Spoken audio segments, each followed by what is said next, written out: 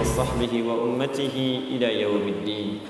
أما بعد فيا عباد الله أوصي نفسي وإياكم بتقوى الله فقد فاز المتقون فلا تموتن إلا وأنتم مسلمون. فقال تعالى يا أيها الذين آمنوا اتقوا الله حق تقاته ولا تموتن إلا وأنتم مسلمون. Saudara-saudariku, alhamdulillah kita buka pertemuan kita di malam ini dengan syukur kepada Allah Subhanahu wa taala. Dengan bersyukur insyaallah lebih melapangkan keadaan hati kita. Orang yang pandai bersyukur insyaallah hatinya akan Allah bersihkan dari penyakit-penyakit yang tidak baik. Orang yang pandai bersyukur insyaallah beban-beban kehidupannya akan diringankan oleh Allah Subhanahu wa taala. Orang yang pandai bersyukur insyaallah diberikan perisai sehingga syaitan tidak mampu untuk menggoda dan menjerumuskannya dalam kemaksiatan. Dan orang yang pandai bersyukur insyaallah dijamin oleh Allah Subhanahu wa taala untuk bisa kembali kepada Allah dalam keadaan yang baik dan mendapatkan surga yang dijanjikan. Karena itu mari kita bersyukur kepada Allah masih diberikan kesempatan hidup saat sementara yang lain telah kembali kepada Allah Subhanahu wa taala. Saya sering sampaikan mungkin saudara-saudari kita berhusnudzon kepada Allah, mereka telah pulang kembali sesuai ajalnya karena bekalnya sudah dianggap cukup oleh Allah Subhanahu wa taala. Amal solehnya banyak, amal salahnya sedikit dan telah tertutupi oleh kemuliaan-kemuliaan hidupnya. Kita diberikan kesempatan hidup, barangkali kalau bukan karena mempertahankan amalan kebaikan yang telah kita tenun, mungkin untuk bisa menutupi dan menghilangkan keburukan-keburukan yang selama ini telah kita ciptakan dalam kehidupan.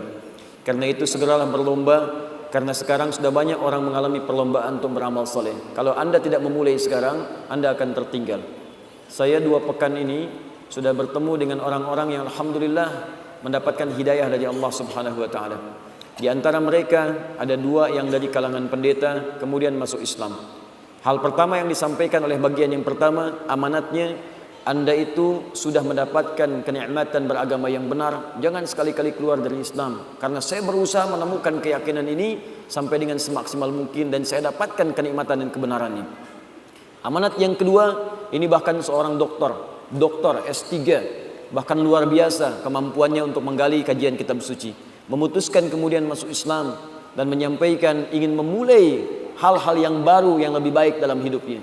Anda bayangkan ada orang yang barangkali dengan keislamannya bersyahadat dosanya digugurkan oleh Allah Subhanahu wa taala dan dia masih merasa ingin mengumpulkan amal-amal saleh. Kita yang hidup sampai saat ini, berapa dosa yang kita kumpulkan di hari ini saja? Mata berapa kali mengoleksi dosa di hari ini?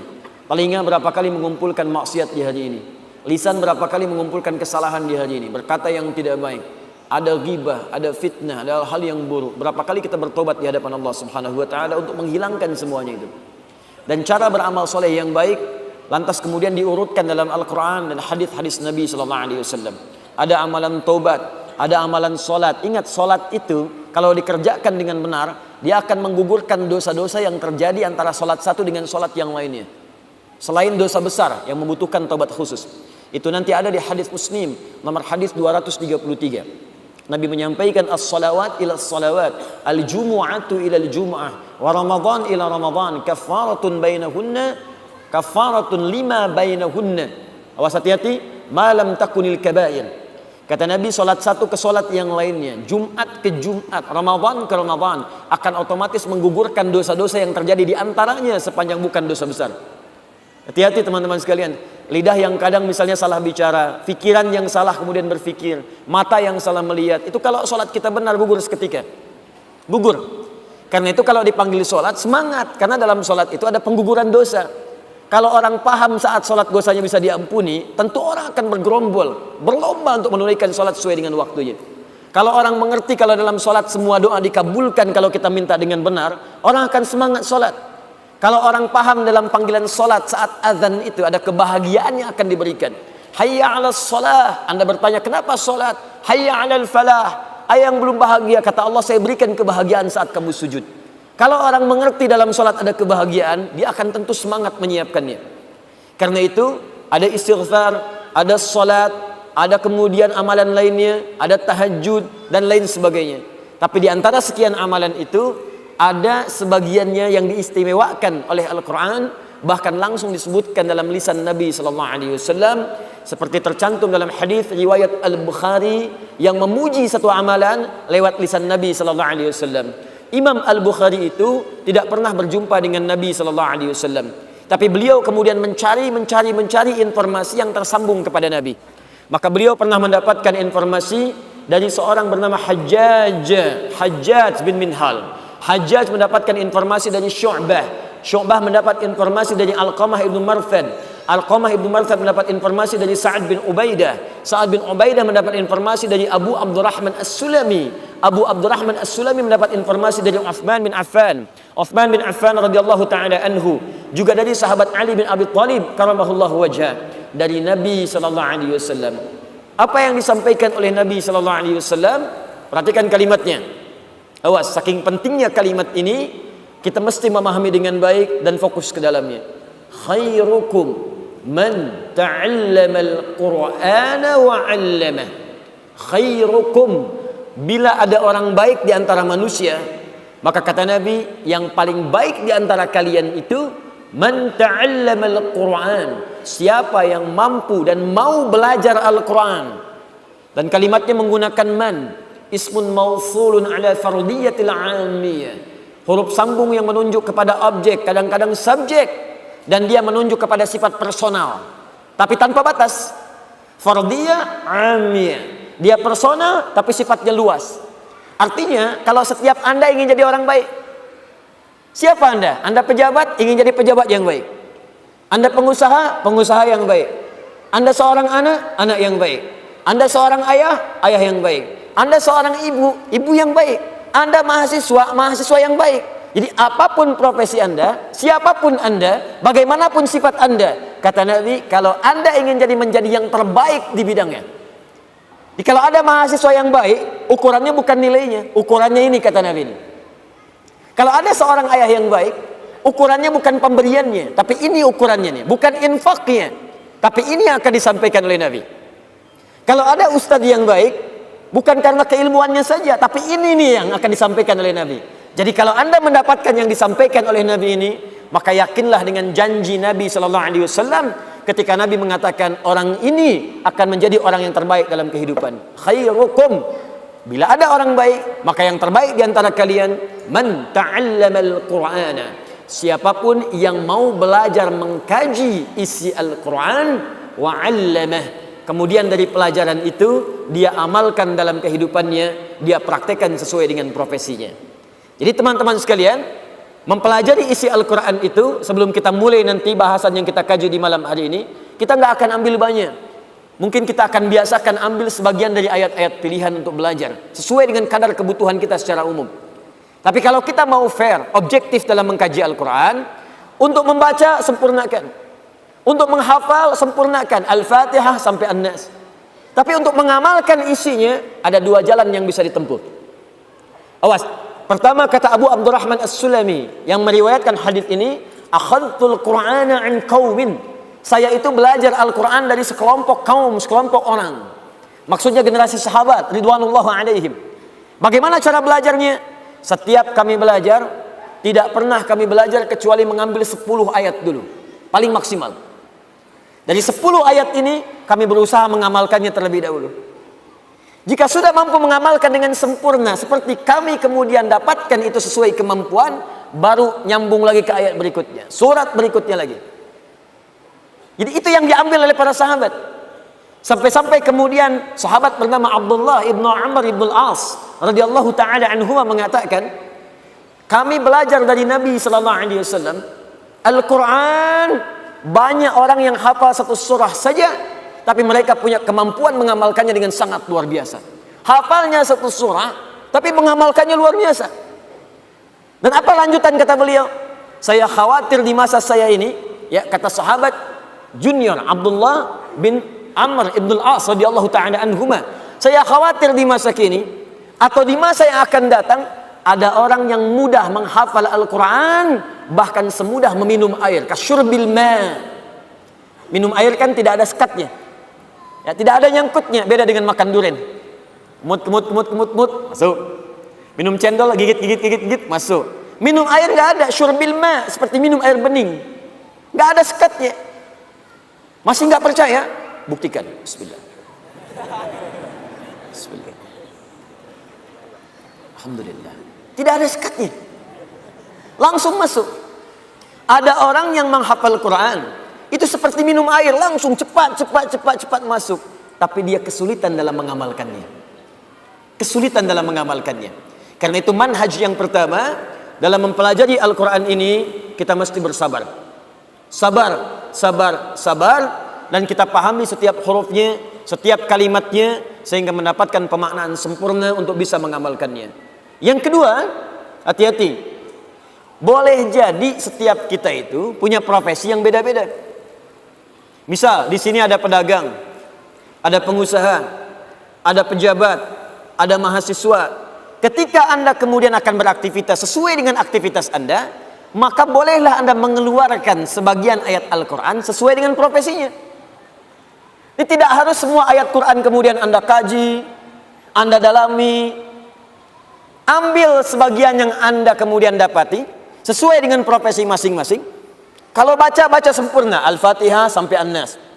Hafalkan sempurna Al-Fatihah sampai An-Nas, 30 juz, 114 surah. Tapi ketika Anda ingin mengamalkannya, boleh-boleh saja Anda pilih sesuai dengan kadar aktivitas Anda. Kenapa teman-teman yang pengusaha tidak mengeluarkan ayat-ayat usaha dalam Al-Quran? Jadikan kurikulum kehidupan. Lihat hadisnya, praktekkan dalam hidup. Begitu manhajnya. Kenapa teman-teman yang mahasiswa tidak mengeluarkan ayat-ayat ilmu dalam Al-Quran? Bukankah di situ banyak rahasia? Kawan, bukan sekedar diajarkan bagaimana cara belajar. Di Al-Quran ada rumus cepat bagaimana mendapatkan akselerasi pengetahuan yang langsung diberikan oleh Allah Subhanahu wa Ta'ala. Jika Anda dapatkan itu, Anda bisa jadi manusia yang kelima di antara 4 yang sudah ada. 4 pertama, cepat hafal, lambat lupa. Yang kedua, cepat hafal, cepat lupa. Yang ketiga, lambat hafal, lambat lupa. Yang keempat, ini yang paling susah, lambat hafal, cepat lupa. Bisa dipahami? Belum. Terangkan lagi. Dari mulai mic lancar sampai mic macet, terangkan. Ya. Sudah 2 jam, paham? Ya. Keluar dari masjid, lupa. 4. Yang kelima, ini yang luar biasa. Cepat hafal, dan sulit lupa. Jadi mau lupa susah, bukan mau hafal. Jadi kalau orang itu kan mau hafal susah, ini mau lupa susah. Biasanya kan yang begitu utang. Biasanya utang, mau lupa susah. Ini ilmu. Jadi dia cepat hafal, mau lupa sulit. Itu yang luar biasa. Itu ada rahasianya. Kenapa teman-teman tidak dikeluarkan dan kemudian dikaji itu semua? Nah, rumus cepatnya, sebelum kita masuk ke materi intinya, rumus cepatnya kalau ingin seperti itu, kajian tematik, tafsir maudhu'i, digabungkan dengan hadis Nabi SAW, itu banyak para ulama telah mengarang kitab hadis. Di antara kitab hadis populer adalah kitabnya Imam Al-Bukhari. Al-Jami' As-Sahih Al-Musnad Al-Mukhtasar min umuri Rasulullah sallallahu alaihi wasallam wa sunanihi wa ayyamihi, disingkat menjadi Sahih Al-Bukhari. Disingkat menjadi Sahih Al-Bukhari. Alhamdulillah.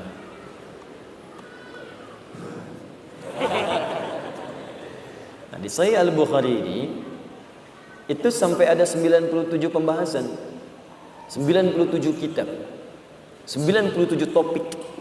Dari kitab Bad'ul Wahyi, Kitabul Iman, Kitabul Ilmi, sampai ke Kitabul Imarah. Dari mulai kitab iman, bagaimana menata iman, bagaimana mencari pengetahuan, bagaimana menata pemerintahan, bagaimana kita menjalani bisnis, ada. Sampai kitab sakit ada. Kalau Kitabul Marid, kitab sakit, Anda bayangkan. Kalau sakit bagaimana berdoanya? Kalau sakit bagaimana cara memohon obatnya? Ada. Dan indahnya dibuka dulu dengan ayat Al-Quran, baru hadis-hadis Nabi-Nya SAW.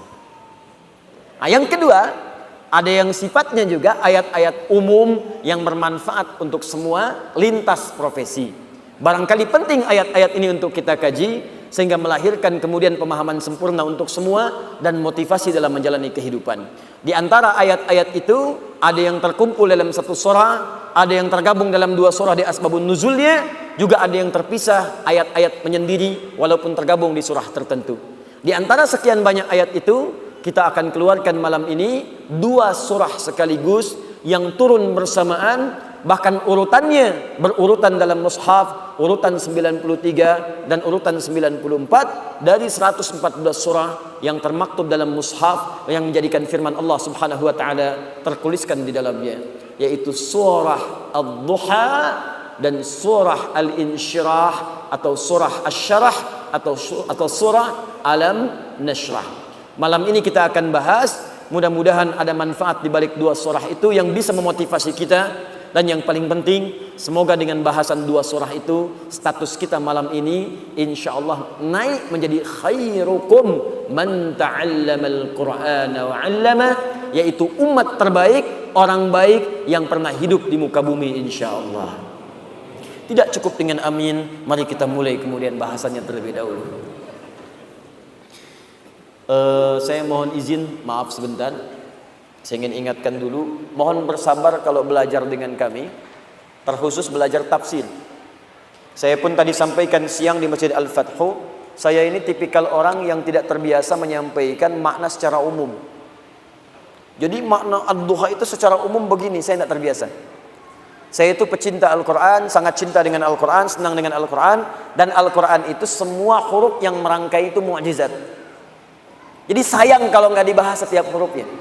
Setiap hurufnya, bahkan harokatnya. Bukan cuma ayatnya. Ayat itu gabungan dari kalimat. Kalimat itu gabungan dari huruf-huruf. Huruf-huruf pun punya harakat. Dan Al-Quran dahsyatnya, setiap huruf harakatnya itu punya makna. Karena itu ketika Nabi menyampaikan, kalau anda ingin jadi orang baik, bahasa Nabinya, man ta'allama, bukan darasa. Saya coba tuliskan sebentar. Terlihat ini? Belum, karena belum saya tulis. Kalau nampak itu yang repot, ya. Jelas? Jelas. Belakang kelihatan ini? Oh, tidak. Khairukum man.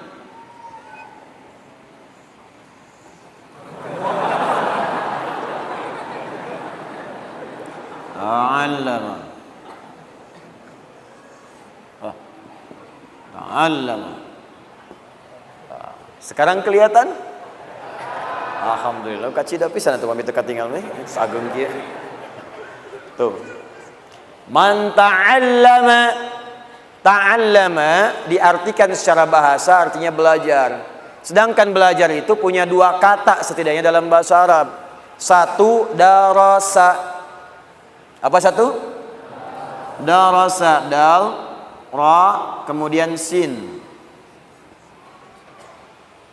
Darasa, darasa, darasa diserap ke dalam bahasa Sunda, ngaderes, ngaderes, ngaderes, ngaderes. Betul, banyak dari bahasa Sunda itu terambil dari bahasa Arab. Batmun, betul. Darasa, deres, ngaderes, ngaderes, ngaderes itu artinya baca, belajar, belajar, belajar, baca. Ya, dulu orang Sunda dengan orang Jawa bikin hadis palsu. Ya, bersekutu bikin hadis palsu. Bukan karena ingin bikinnya. Dulu ingin menunjukkan bahwa hati-hati kalau belajar hadis mesti teliti, karena banyak hadis palsu bertebaran. Saking mudahnya bikin seperti itu, orang jadi semena-mena. Maka dalam ilmu hadis kalau belajar di Nusantara itu, di Indonesia khususnya, sering dicontohkan 2 orang sepuh, syaikhan. Syaikh itu orang sudah sepuh. Kalau di ilmu hadis, Al-Bukhari dan Muslim. 2 orang bertemu, Sunda dengan Jawa, bikin rumusan hadis. Kalimatnya indah, gramatikalnya bagus secara nahwu. Afdalud dahri bi faisil laili kucifa wa kurifa wa ubina hatta karusa udanhu fa idza bukhila fa duriba unuquhu 3 marat hatta utiha, rawahu syaikhan. Secara nahwu sempurna, sorotnya bagus, i'rabnya tepat, harokatnya sempurna, tapi maknanya enggak jelas. Afdalud dahri, dahar yang paling afdal, bi faisil laili, dengan faiz lele. Kucipa, kasih kecap sedikit. Wa kuripa, tambahkan kerupuk. Wa ubina, tambahkan abon. Hatta karusa udanguhu, sehingga terasa udangnya. Fa idza bukhila, apabila kebehelan. Faduriba unukuhu, maka pungkulah punduknya 3 marat 3 kali, hatta utiha, sampai utah, sampai dia muntah. Nah, itu kalau di pesantren-pesantren suka disampaikan. Darasa itu artinya belajar dengan ringan. Tidak banyak tuntutan. Kalau tajwid baca dari Iqra, Ya, baca, naik lagi, naik lagi, naik lagi. Baca sampai bisa baca.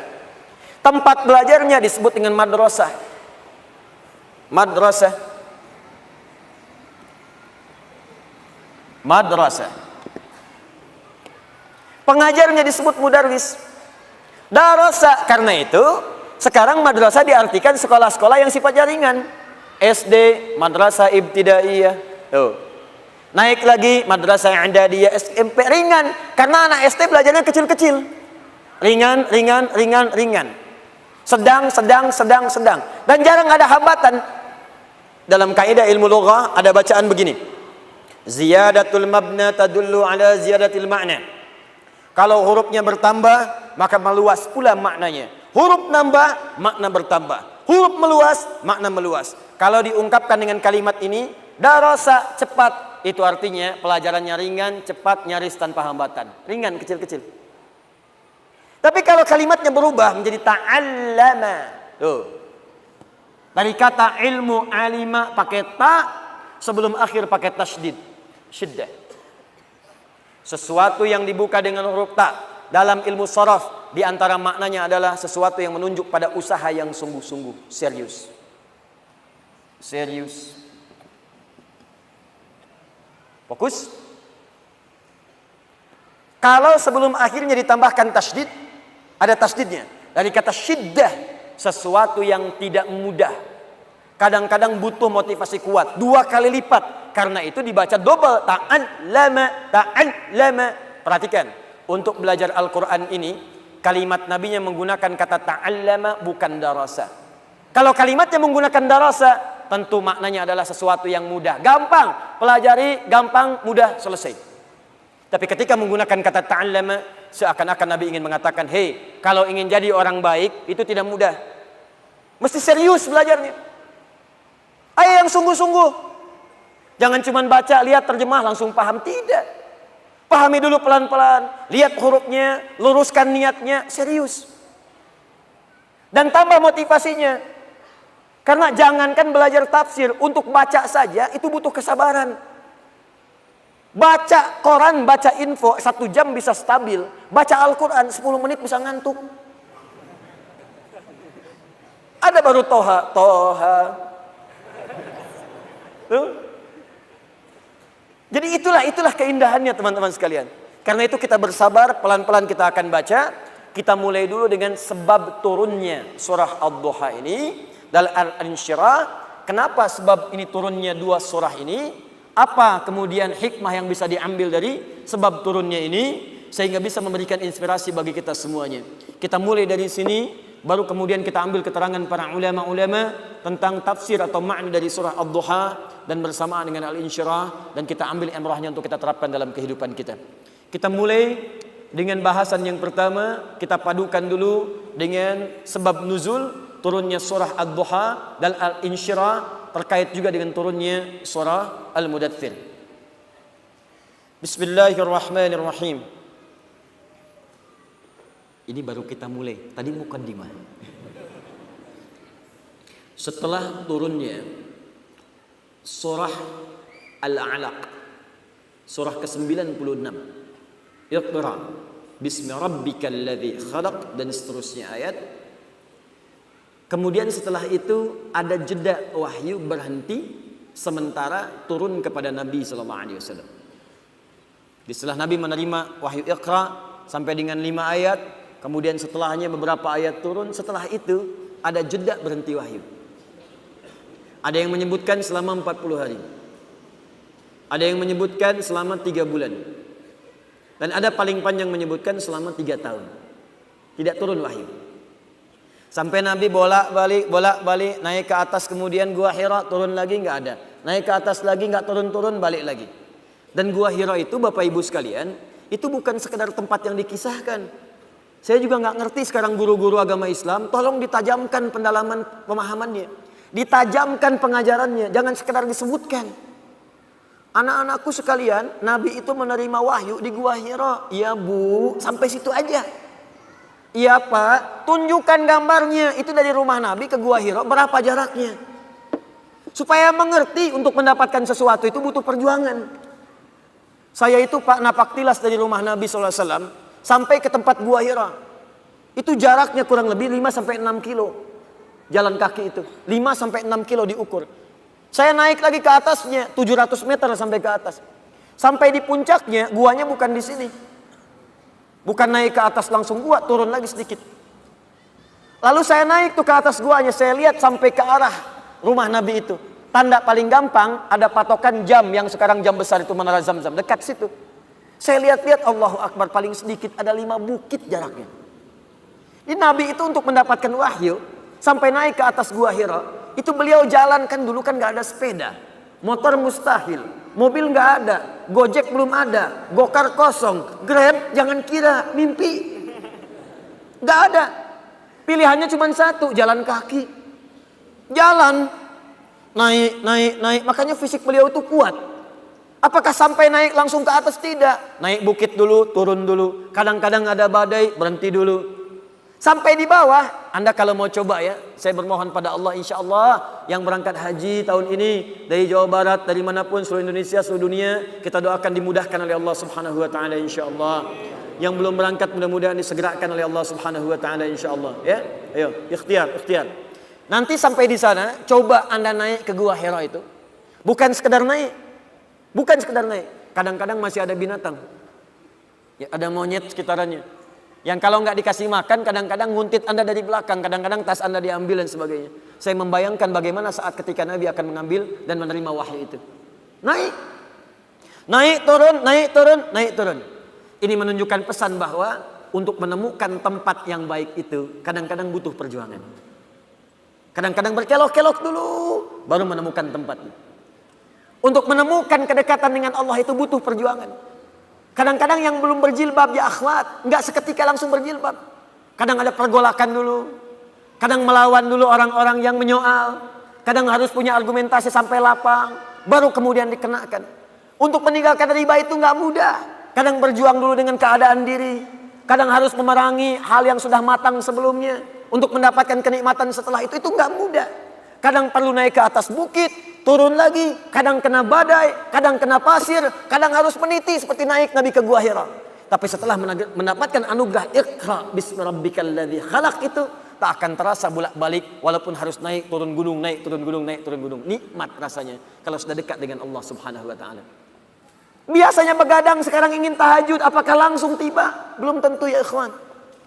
Dulu untuk bola bisa begadang, tunggu sambil minum kopi, nungguin champion, sampai bikin kacang di sampingnya, ditungguin sampai malam. Ada yang makan popcorn, ada yang macam-macam hanya untuk nonton. Mau pindah ke tahajud belum tentu langsung seketika terjadi.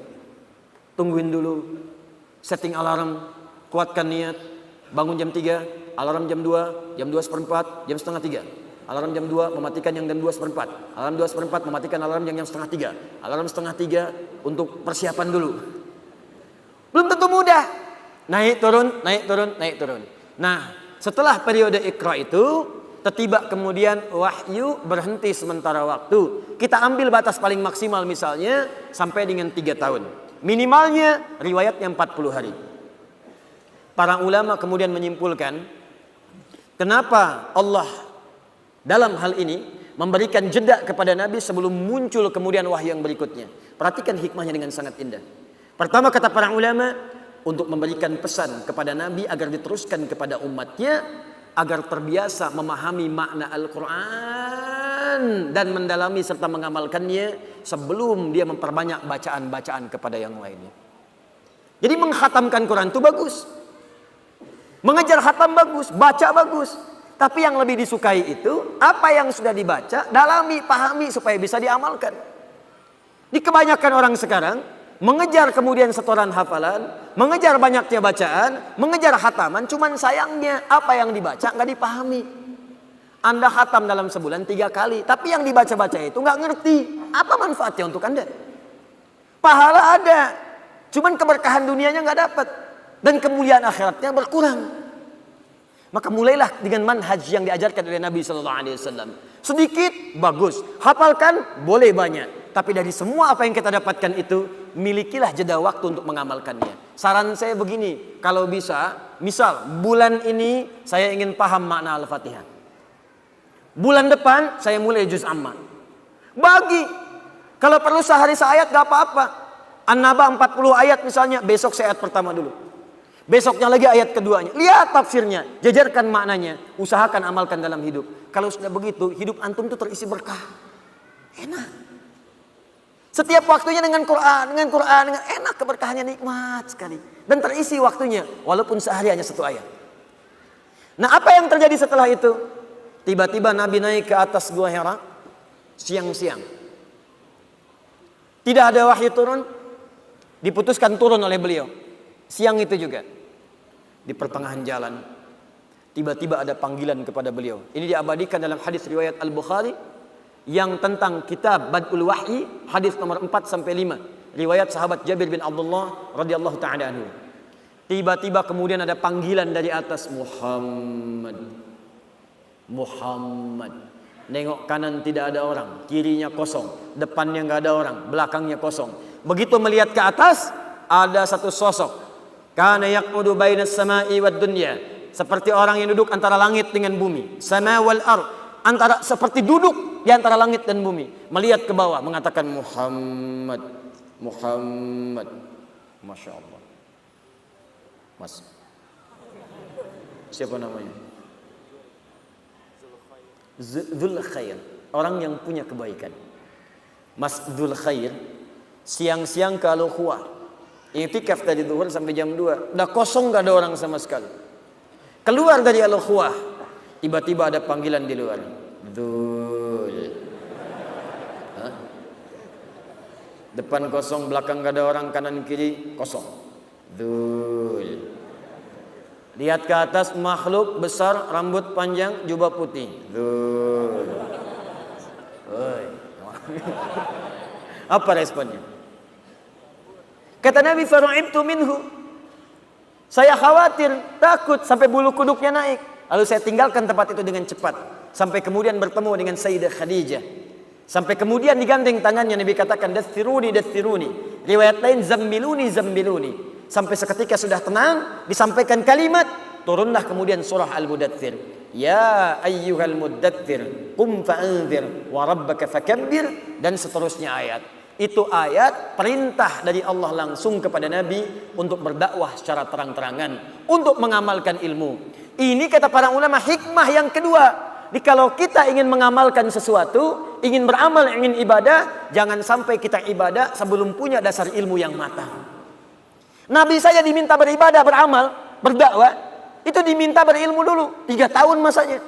Belajar. 40 hari paling minimal. Ini pelajaran bagi kita. Sebelum kita mengamalkan sesuatu, dasari dengan ilmu dulu. Ingin salat tahajud, belajar dulu. Ingin kita sedekah, pelajari supaya maksimal. Apalagi ketika kita ingin menyampaikan pada orang lain, pelajari dengan baik, pahami dengan baik, baru kita sampaikan. Maka terjadilah kematangan dalam pengetahuan kita. Kasus yang pertama, wahyu tertunda dalam tanda petik turun kepada Nabi dengan hikmah tertentu. Tiba kemudian peristiwa itu terjadi lagi. Bagaimana peristiwanya?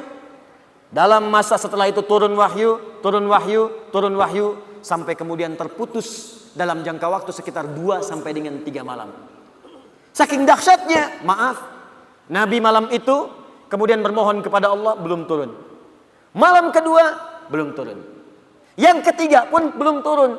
Sampai-sampai di malam ketiga ini, istrinya Abu Lahab, bibinya sendiri. Abu Lahab kan bagian keluarganya. Keluarga Nabi SAW. Yang kemudian disampaikan dalam Al-Quran tentang kecamannya. Istrinya Hammalatul Hatab datang kepada Nabi Muhammad SAW. Inna sahibaka qad qalah. Hei, kata istrinya Abu Lahab. Awas, hati-hati. Kata istrinya Abu Lahab. Hei, inna sahibaka qad qalah. Sungguh, fokus. Sungguh, sahibmu ini maksudnya kepada Allah. Yang biasa memberikan firman kepadamu, yang biasa menyampaikan berita kepadamu, kayaknya sudah meninggalkanmu ya. Dia datang dengan mengolok-olok. Wah, sekarang Muhammad sudah ditinggalkan ya. Ah, Muhammad sudah seperti orang gila ya. Ya, Muhammad sudah nggak ada pendamping ya. Ya, Muhammad sudah sendirian dia sekarang ya. Bayangkan teman-teman, biasa menerima wahyu, kemudian terputus. Mirip begini nih, mirip begini. Maaf ya. Maaf. Anda misalnya pasangan suami istri, Hari pertama SMS ada, telepon ada. Hari kedua ada, hari ketiga nggak ada kabar. Hari berikutnya nggak ada kabar lagi. Hari berikutnya lagi belum ada kabar juga. Kira-kira perasaan Anda bagaimana? Nggak usah suami istri lah, anak misalnya. Anak berangkat sekolah keluar, berangkat ke Amerika. Hari pertama belum ada kabar. Hari kedua nggak ada kabar. Hari ketiga nggak ada kabar juga. Perasaan Anda bagaimana? Gelisah. Tiba-tiba kemudian ada yang mengatakan, udah ditinggalin anak ya. Udah nggak diperhatiin ya sama suami ya. Kayak orang gila aja udah nggak ada temennya. Bagaimana perasaan Anda? Saking cintanya Nabi kepada Allah Subhanahu wa taala, beliau merindukan Allah dengan turunnya wahyu. Tapi apa yang terjadi? Wahyu belum turun, tapi yang didapatkan cacian yang tidak diduga dari orang-orang terdekatnya. Apa yang terjadi setelah itu? Dan apa hikmah terbesar dari kejadian itu? Nanti kita akan lihat settingan dari apa yang akan kita sampaikan pada malam hari ini setelah menunaikan sholat isya berjamaah. Di situ kita akan dapatkan banyak hikmah yang bisa kita raih insyaallah. Assalamualaikum warahmatullahi wabarakatuh. Alhamdulillah, wassalatu wassalamu ala rasulillah wa ala alihi wa sahbihi wa man walah wa ba'd. Saudara-saudariku, alhamdulillah kita telah menunaikan salat isya berjamaah beserta amalan-amalan sunnahnya. Semoga salat kita diterima oleh Allah Subhanahu wa taala. Baiklah, Nabi sallallahu alaihi wasallam melewati fase yang kedua saat wahyu itu belum turun rutin seperti biasanya. Seperti halnya seorang yang sedang merasakan cinta dan kerinduan luar biasa, tentunya ingin selalu mendapatkan kabar, perhatian, dan juga hubungan yang rutin terjadi. Tadi kami contohkan ketika Anda mencintai seorang anak, bahkan itu anak satu-satunya, tapi kemudian sehari tidak ada kabar, 2 hari tidak ada kabar, 3 hari tidak ada berita. Tapi yang paling kemudian memekikkan adalah juga kadang-kadang memekakkan dan memberikan beban lebih berat daripada beban barbel yang diangkat, lebih berat dibandingkan daripada beban besi yang kemudian ditimpakan ke dalam pundak, adalah datangnya orang-orang terdekat yang tidak memberikan solusi. Sudah ada persoalan, tapi dia sibuk kemudian memberatkan masalah yang dimaksudkan. Bahkan hadir celaan-celaan kemudian dari lisannya, sampai mengolok-olok dan mengatakan, sekarang udah ditinggal ya. Kayak orang gila aja sendirian, harap-harap sesuatu tapi nggak dapat. Sekarang sudah nggak punya teman ya. Kalau yang bicara orang luar mungkin kita bisa abaikan karena tidak tiap hari bertemu dia. Tapi kalau yang bicara orang terdekat, bahkan hadir di samping rumah, bahkan punya status keluarga, itu yang beban paling berat dibandingkan dengan beban mengikut barbel. Itu beban paling tinggi, paling kuat dibandingkan dengan diberikannya besi ke atas pundak. Orang yang angkat barbel mungkin seketika bisa diangkat sampai ke kaki terasa beratnya, tapi bisa dilempar selesai.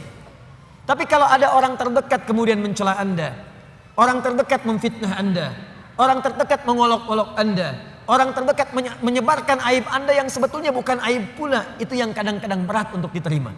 Di situ kadang kita merasa sedih. Ini yang terjadi keluarganya sendiri. Ini menariknya, tiba kemudian saat situasi itu terjadi di hari yang ketiganya, tiba kemudian Allah langsung turunkan 2 surah sekaligus. Termaktub dalam mushaf urutan 93 dan 94 langsung seketika. Jadi dua-duanya disebutkan satu penjamin, yang keduanya menyebutkan solusi. Bahkan beban itu langsung diisyaratkan seperti tadi kami ungkapkan. Wadduha. Bagian pertama surah 93-nya. Wal-laili idza saja.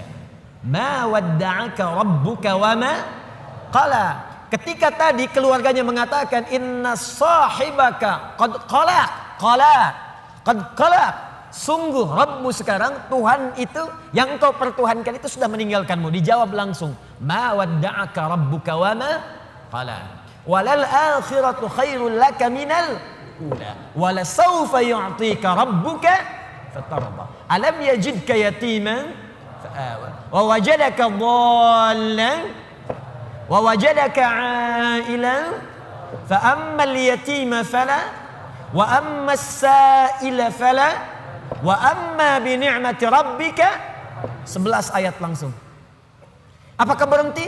Tidak. Teruskan surah yang keduanya.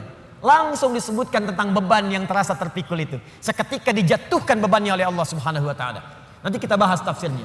Alam nashrah laka wa wada'na alladhi wa rafa'na fa inna ma'al fa idza faraghta wa ila rabbika. Allahu akbar. Dua surah ini kalau kita bahas dengan benar, tanamkan, hunjamkan ke dalam jiwa, maka orang yang bisa memahaminya dengan baik, demi Allah saya katakan, beban seberat apapun akan ringan terasa ia terima dalam hidup ini. Seakan hidup gak ada beban. Sepanjang dua surah ini dipraktekkan dalam kehidupan. Karena saya yakin setiap kita itu yang hidup pasti punya beban persoalan. Jadi jangan dikira wajah-wajah yang hadir saat ini, ada yang senyum, ada yang tertawa, belum tentu gak punya masalah. Kadang-kadang tersimpan untuk merasa menghilangkan persoalan itu ketawa. Untuk merasa menghilangkan beban itu tersenyum. Bukan berarti masalahnya hilang. Dan yang paling berat adalah hal-hal yang tidak kita duga sebelumnya. Masalah itu hadir di sekitaran orang-orang dekat kita tersendiri. Dan penyebab persoalan itu adalah orang-orang yang tidak kita duga sebelumnya. Abu Jahal itu partner Nabi sebelum masuk Islam. Dalam apa? Dalam persaingan olahraga, sering bergulat juga, dan selalu Nabi menang. Abu Jahal selalu kalah.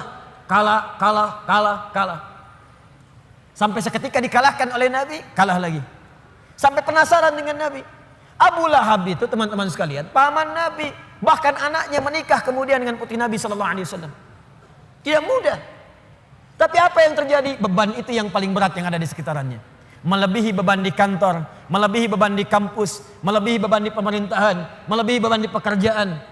Saya mau tanya pada Anda, Bapak yang kerja di kantor, berat mana? Maaf ya, berat mana menghadapi pekerjaan yang rumit di kantor atau istri yang selalu cerewet? Maaf Bu ya. Atau ibu deh, berat mana menyiapkan masakan dengan suami yang sering marah-marah? Amin. Tidak mudah. Karena itu kalau yang berat saja sudah ringan bagi diri kita, maka yang kecil nggak ada apa-apanya. Yang kecil tidak ada apa-apanya. Dan teman-teman mohon maaf ya, selama kita hidup, fitrah kehidupan itu bersanding dengan ujian dan masalah. Supaya kita dapat pahala. Bukankah dari masalah itu kemudian ada kesabaran? Bukankah karena masalah Anda rajin tahajud? Besok mau ujian di kampus, malamnya tahajud. Silahkan cek. Besok mau promosi jabatan, baru baca Quran. Besok ada proyek mau lelang, baru puasa. Bukankah dengan semua itu bertambah ada motivasi untuk mendekat kepada Allah? Maka demikian pula hidup berbanding lurus dengan persoalan. Dan persoalan diberikan kepada kita bukan untuk memberikan beban, tapi supaya kualitas hidup kita meningkat. Hanya persoalannya bagaimana mengatasi persoalan itu terasa mudah ketika kita hadapi. Itu poinnya. Jelas sampai sini? Baik, mari kita mulai. Wadduha, saya bersumpah kata Allah demi waktu duha yang menghadirkan cahaya yang penuh dengan kenikmatan. Wawunya sumpah, qasam. Misal wallahi ya, kalau saya gunakan waw dengan kalimat Allah, wallahi ma ajidul mimhah qariban minas sabbar. Demi Allah saya bersumpah, saya enggak dapat penghapus ketika saya akan menghapus. Aina huwa? Di mana dia? Wallahi laqad kana lasiqan ma'as sabura. Demi Allah, dia melekat tepat dengan papan tulisnya. Misal, gunakan waw untuk menunjukkan sumpah pada hal yang ingin dikuatkan, pada hal yang ingin diyakinkan. Dapat penghapusnya, kita hapus dulu. Saya hapus sebentar ya.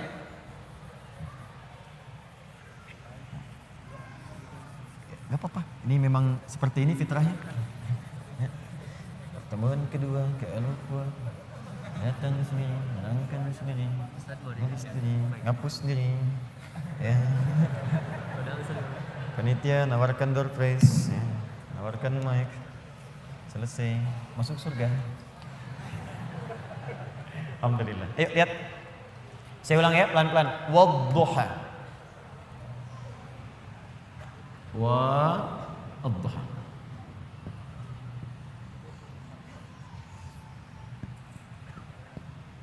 Fokus. Huruf waw dalam bahasa Arab itu setidaknya secara garis besar ada dua jenis. Satu disebut atof. Atof itu waw yang mengikutkan pada hukum sebelumnya. Misal, buka Quran surah ke-2 Al-Baqarah ayat 127, paling kiri sebelah atas. Wa idh yarfa'u Ibrahimul qawa'ida minal bait wa Ismail. Wa Ismail. Dan pelajarilah, ingatlah, pahami ketika Nabi Ibrahim ditugaskan oleh Allah untuk meninggikan bangunan Ka'bah, ditinggikan. Wa Ismail, dan Ismail ikut mengerjakan itu. Saya ulang, dan Ismail ikut mengerjakan itu. Jadi ketika ada huruf waw di tengahnya, itu artinya mengikutkan satu orang kepada yang lainnya dalam pekerjaan yang sama. Zahaba Ahmad ila Masjid Al-Ukhuwah wa Ali. Ahmad pergi ke Masjid Al-Ukhuwah dan Ali ikut ke situ. Itu waw ataf. Tapi kalau ada huruf waw misal berada di awal ayat biasanya dalam setiap awal surah dan harokat setelahnya itu kasrah.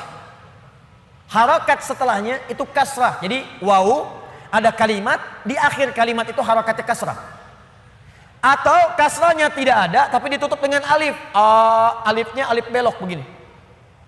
Itu menunjukkan wawunya sumpah, qasam, sumpah.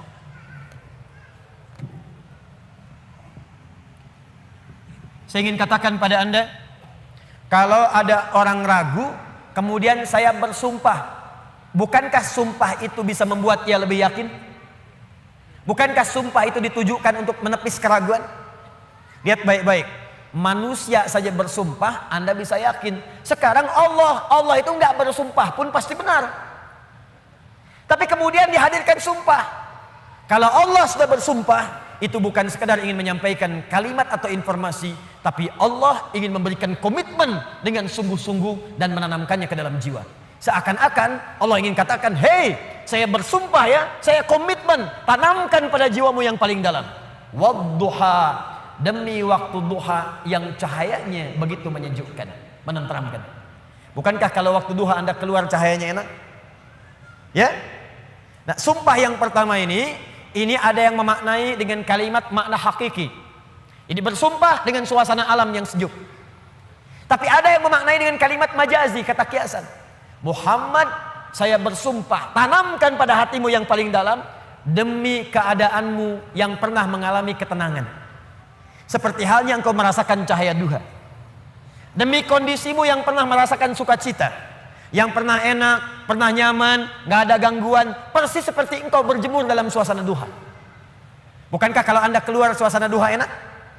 Dalam bahasa bebasnya, saya bersumpah demi ketenangan, kenyamanan, kesejukan yang pernah engkau rasakan dalam hidupmu sampai dengan sekarang, seperti merasakan cahaya duha. Walaili idza saja. Hati-hati. Dan saya pun bersumpah demi malam apabila telah datang gelap gulita. Demi malam apabila nampak gelap sehingga tidak terasa, tidak terlihat apa yang ada di sekitarannya. Ini pun bisa diartikan bahasa kiasan. Walaili idza saja. Maaf, kalau malam gelap itu terus cahaya tidak ada, lilin tidak ada, lampu sudah tidak ada, Anda ada dalam satu ruangan. Kira-kira, mohon izin ya, maaf sekali, kira-kira benda-benda sekitaran kita nampak tidak? Tidak. Kalau sudah tidak nampak, bisa nggak menjangkaunya secara cepat? Meraba kan? Meraba. Ustadz, tapi gigi saya putih, kalau saya senyum ada cahaya. Tidak. Tetap pantulannya tidak akan menghadirkan optik yang sempurna. Maka ketika Anda ingin meraba, sulit. Ada orang, maaf ya, dihadapkan pada sebuah peristiwa, berat peristiwanya, seperti orang berada di tengah malam. Memang suasananya siang, matahari ada, tapi bebannya begitu berat sampai-sampai matanya terasa gelap, kayak orang limbung, jalan limbung. Pernah punya masalah di kantor, tiba-tiba baru datang, Anda dipecat. Oh, astagfirullah. Kenapa Pak? Jangan tanya alasannya, pulang saja. Padahal suasana siang, terang benderang, mataharinya juga terik, tapi seakan-akan kita mendapatkan sesuatu yang gelap. Pulang goyang. Ibu tiba-tiba baru nyampe di pengajian, dapat WA. Aku sudah tidak mencintaimu lagi. Oh, kenapa ini?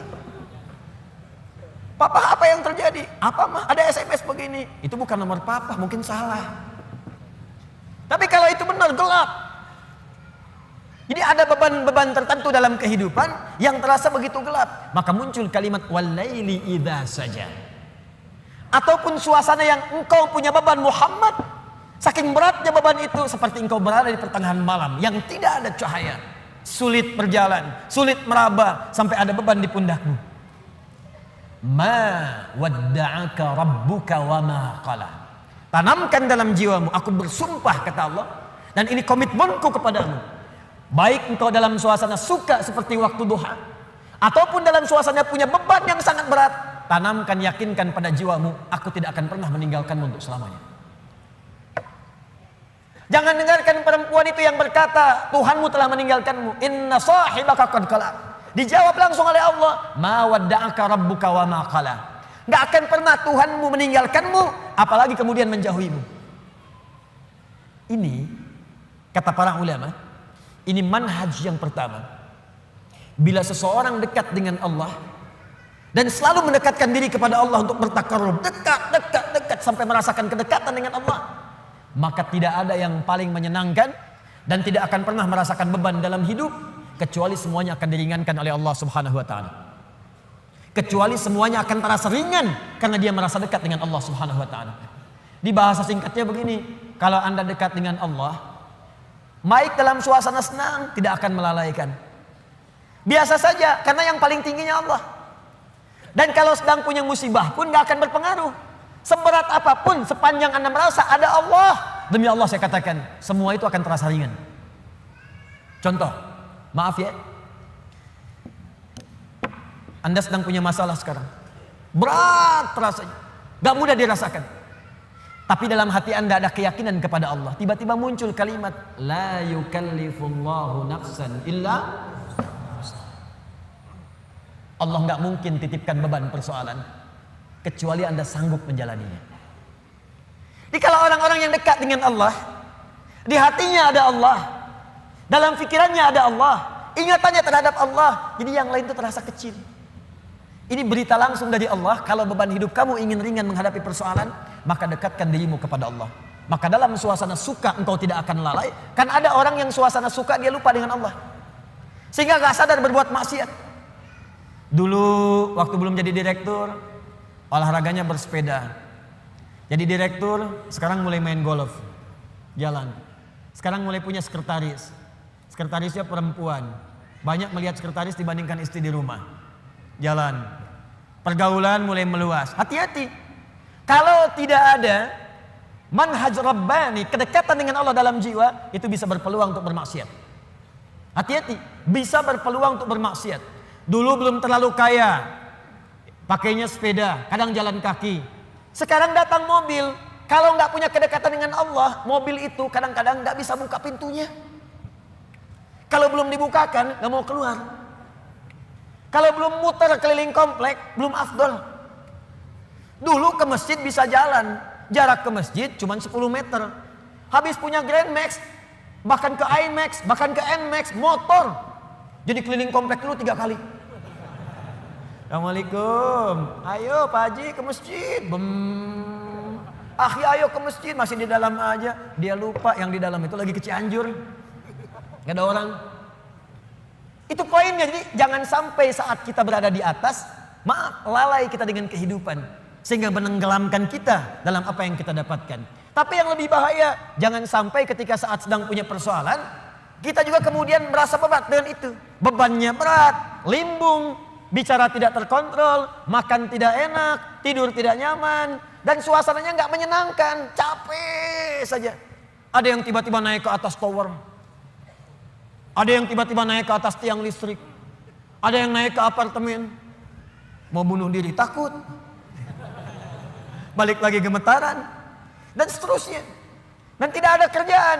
Semua itu tidak akan pernah terjadi kalau Anda dekat dengan Allah Subhanahu wa taala. Di pelajaran pertama dari surah Ad-Duha di awal ayatnya, berusahalah selalu untuk mendekatkan diri kepada Allah Subhanahu wa taala.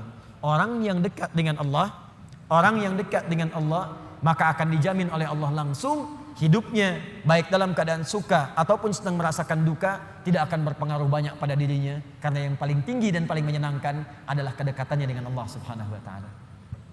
Jelas sampai sini? Baik. Jadi kalau dia sedang kaya, tahajud jalan, karena yang dirindukan tahajudnya. Lihat Abdurrahman bin Auf, Utsman bin Affan, Tamim Ad-Dari, kekayaan banyak, harta melimpah, kapak terbuat dari emas, malam masih tahajud teman-teman. Masih sempat baca Al-Quran. Utsman tuh sampai jadi presiden masih punya waktu untuk khataman Quran. Kan Utsman radhiyallahu taala anhu waktu terbunuh kan sedang baca Al-Quran. Masih puasa saat itu, sedang puasa. Anda bayangkan nikmatnya dekat dengan Allah, walaupun jabatan tinggi, yang terasa nikmat itu saat sedang beribadah kepada Allah, saat tahajudnya, itu yang dinanti. Nabi itu kedudukannya paling tinggi, tapi kapan merasakan kenyamanan? Saat tahajud, sampai tak terasa rakaat pertamanya 5 juz 4 halaman. Paling sedikit 100 ayat. Saya mau tanya pada Anda, pernah nggak merasakan kenikmatan seperti itu? Apakah nikmat saat dapat door prize, apa saat baca wadduhanya? Ayo coba rasakan, sampai hadir situasi itu. Sampai enak, tahajud tuh diburu gitu. Bukan karena IPK-nya dapat 4. Bukan karena dapat proyek besar. Tapi yang dirasakan, ya Allah, terima kasih engkau titipkan ini. Dan dia kejar siapa yang memberikannya. Kejar malamnya, kejar bacaan Qur'annya, kejar puasanya. Itulah yang sesungguhnya hakikat dalam kehidupan kita. Satu poin pertama. Kalau ada orang yang sudah bisa mendekat kepada Allah, maka Allah jamin.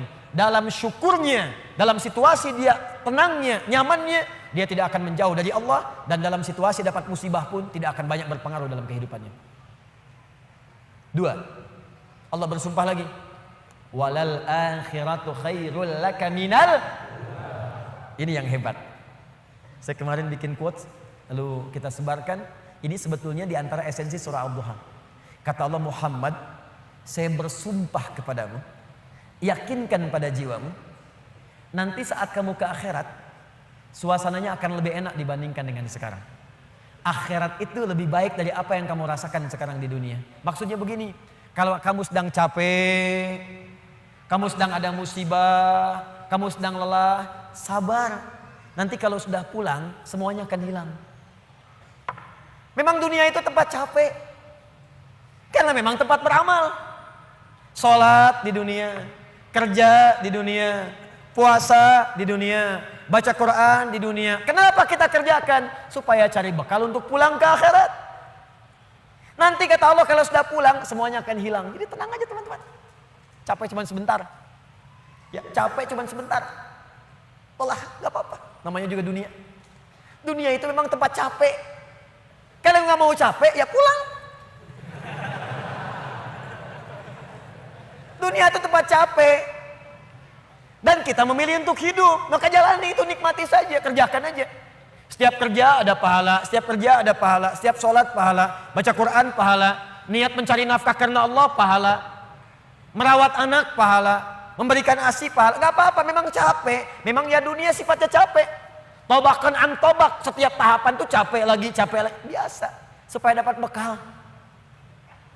Bukankah orang kerja dapat gaji? Dan enak kan kalau gajian? Dan kalau sudah dapat gaji, lupa kan 29 hari ke belakang? Anda itu bekerja, kerja, berangkat gelap, pulang gelap. Tapi kalau sudah dapat gaji, semua itu kan hilang lupanya. Pergi ke Lembang, ya, jalan sama keluarga. Ada yang ke Palembang, beli pempek. Ada yang ke Lembang, beli mak Lembang. Semuanya kayaknya hilang aja. Besoknya kerja lagi. Kata Allah, saya janjikan yang lebih dahsyat. Kamu sabar saat di dunia, karena dunia memang tempatnya capek. Kamu cari bekal aja. Nanti saat pulang ke akhirat, saya berikan yang lebih indah dan gak akan pernah ada capek lagi. Sholat, udah gak ada lagi. Jadi jangan pernah bercita-cita nanti di surga Firdaus saya tahajud lagi. Terlampau soleh. Udah gak ada. Baca Quran, gak ada lagi. Yang ada itu masuk surga dengan Qurannya. At-Tirmidzi, nomor hadis 2915. Dipakaikan di atasnya mahkota, dipakaikan di badannya jubah kehormatan, dipakaikan di tangannya gelang-gelang emas, pakaiannya sutra. Quran surah ke-35 ayat ke-30, 3. Jannatu adnin yadkhulunaha yuhallawna fiha min asawir, ya, min dhahabin wa lu'lu'a wa libasuhum fiha harir. Ahli Quran mau masuk ke surga pakai jubah, pakai mahkota, emas, sutra, semua naik. Apa yang terjadi? Dimintakan membaca Quran yang ia biasa bacakan saat di dunia. Jadi setiap dia baca naik. Iqra wartaqi fa inna akhira qiraatika akhiru manzilatika. Baca Quran yang biasa engkau bacakan saat di dunia. Nanti akhir bacaanmu, di situ tempat tinggalmu di surga. Dan berita baiknya, dia bisa menggandeng bapaknya, ibunya, suaminya, istrinya, anak-anak, cucu ikut di belakang semua. Kalau mereka orang yang beriman dan soleh di hadapan Allah Subhanahu wa taala. Dipimpin oleh ahli Quran naik ke surga. Dia bacakan sampai minal jinnati wan nas, puncak surga yang paling tinggi. Begitu nyampe di situ, dikunjungi oleh semua malaikat dari 8 pintu surga. Itu ada di Quran surah 13 ayat ke-24. Wal malaikatu yadkhuluna alaihim min kulli bab. Dan malaikat semua mengunjungi dia dari semua pintu, mengucapkan salam. Lihat kalimat pertamanya, salamun alaikum bima sabartum. Selamat ya, saat di dunia kamu sabar cari bekal. Sabar capek. Sabar mengeja huruf dari Iqra. Sabar menghafal. Sampai ada yang mencela. Sabar, orang lain ngejar dunia, Anda ngejar akhirat, sabar. Orang lain cari ini, luaskan rumah, tambah mobil, tambah kendaraan, meninggal, gak dibawa. Anda sabar. Masya Allah, orang akhirat. Saya ngelihat ada ahli Quran tuh, seringkali saya berhadapan dengan ahli Quran tuh dari daerah-daerah, seringkali menangis. Ada yang datang pengen setoran. Anda bisa kebayang gak suaminya, pekerja mungkin kasar, orang sebutnya kuli. Istrinya ngambilin kayu bakar, kadang ke sawah. Anaknya bahkan ada yang masih kemudian kecil-kecil. Tapi kalau Anda berkunjung ke rumahnya, semua makanan dihidangkan yang mampu dia suguhkan. Lalu keluar kalimat, alhamdulillah, Abi kalau bekerja dapat uang banyak sekali, 500 ribu, sebulan 500 ribu, banyak sekali, syukur. Ternyata perempuan itu sudah punya sanad hafalan Quran 7 qiraat. Lelakinya hafal Quran, anaknya hafidz semua. Anaknya penghafal Quran semua. Anda ada di mana? Itu perlombaan, sabar, naik sampai ke atas. Jadi kalau sekarang sedang capek, nikmati, sabar. Besok kalau meninggal, gak ada capek lagi. Dan panggilannya sudah tenang kita, karena kerja kita selesai. Mirip begini, ada berita besok gajian. Besok gajian, tenang kan? Malam tidur enak kan? Orang yang punya bekal itu, dia sabar itu, nanti di akhir sakaratul mautnya, dia tampakkan semua hasil pekerjaannya. Sampai hatinya merasa tenang. Jadi gak terasa, tidur aja. Ya ayat Tuhan nafsul mutmainnah. Ditarik, tenang, tidur aja, selesai. Tinggal dia jumpai Allah di akhirat nanti mendapatkan hasil dari apa yang dia kerjakan. Makanya kata Allah, kalau sedang sholat, terasa capek, apa jawabannya? Sabar ya, walal akhiratu khairul laka minal ula. Nanti di akhirat gak ada tahajud lagi. Kalau sedang menghafal Quran capek, sabar ya. Nanti di akhirat gak ada menghafal lagi. Abadi sifatnya, wafat selesai hafalan itu. Kalau sedang kena musibah, sabar ya, sabar. Jalani dulu, zikir kepada Allah supaya dapat pahala. Nanti setelah meninggal gak ada masalah lagi, tenang. Nanti pulang selesai semua. Jadi kalau ini kita tanamkan dalam jiwa kita, setiap punya masalah, nanti beres kok insya Allah. Selesai kok. Memang saya jalani aja sampai waktunya saya wafat. Saya pulang, saya dapatkan semua kenikmatannya. Masya Allah. Ustadz beneran? Benar. Surganya banyak? Banyak Ustadz. Alhamdulillah. Tapi Ustadz, kalau di surga pengen ngerokok, bisa enggak? Ya kalau bisa silakan ambil apinya di neraka. Ya, nikmat. Sudah, selesai. Kemudian apa yang terjadi? Wala saufa yu'tika rabbuka fatarda. Ini yang paling dahsyat.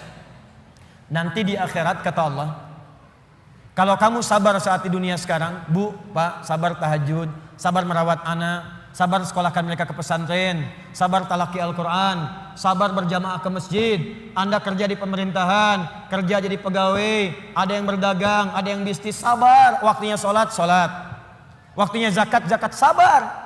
Nanti kata Allah, saat pulang ke akhirat, wala saufa yu'tika rabbuka fatarda. Saya akan berikan semua yang kamu inginkan sampai puas. Kaidah nikmat itu, kaidah nikmat. Semua bicara termasuk dalam Al-Quran. Selama hidup di dunia, kaidah nikmat itu gak ada yang pernah puas. Saya ulang ya, nikmat itu gak ada yang pernah puas. Contoh, punya sepeda nikmat bukan? Punya motor nikmat tidak? Punya mobil nikmat tidak? Pertanyaan saya, ketika Anda dapat sepeda, apakah merasa cukup dengan sepeda? Kalau sudah dapat sepeda, pengen apa? Sudah dapat motor, pengen apa? Sudah punya mobil, pengen apa?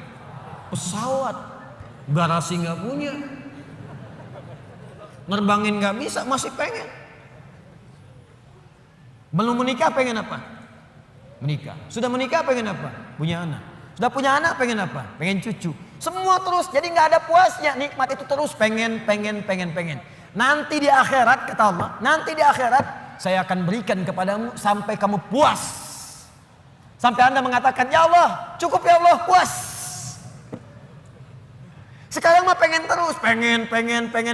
Nanti puas ya Allah, cukup puas.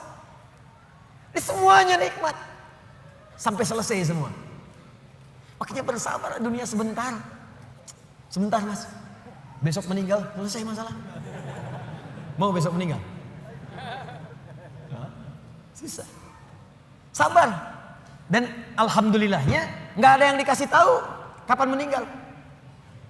Kalau diberitahu, bisa jadi kita pun nggak semangat. Sebentar lagi Anda akan meninggal.